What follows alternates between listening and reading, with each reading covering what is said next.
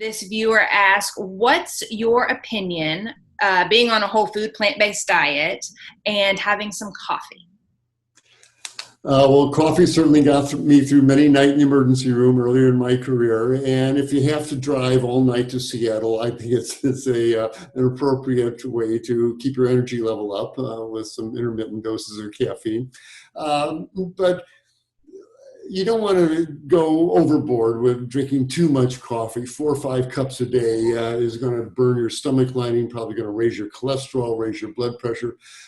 So again, as the toxicologists say, the dose makes the poison, and a cup a day in the morning to get you started probably is not harmful in any significant way. I don't know of any studies showing that 1 cup in the morning is terribly harmful.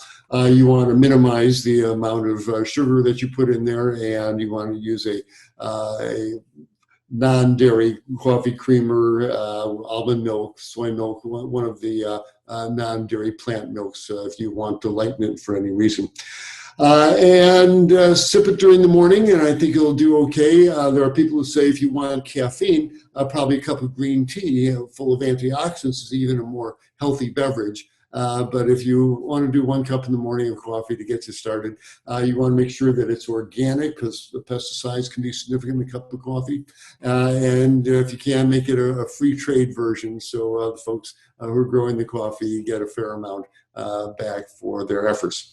But a cup of free trade organic coffee in the morning to get you started has got a qualified thumbs up from Dr. K here. Thanks for the question.